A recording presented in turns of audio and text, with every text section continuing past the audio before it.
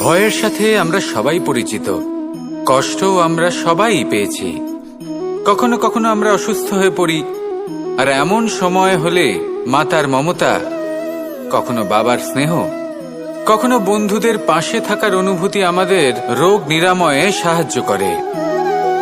কখনো যদি আমরা নিরাশ হয়ে পড়ি, তখন যদি আমাদের কোনো আপনজন আমাদের দুটো ভালো কথা বলে, তখন আমাদের মনোবল বেড়ে যায়। ঠিক তেমন সংসারের এই রঙ্গমঞ্চে যদি আপনি পীড়িত অনুভব করেন,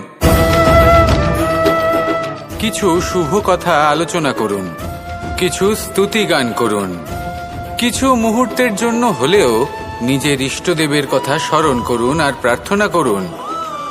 সাহস বাড়বে, শক্তিও বৃদ্ধি পাবে এবং সামনে এগিয়ে চলার পথও দেখতে পাবেন। তখন এই মন প্রসন্ন হয়ে বলবে, রাধা রাধা।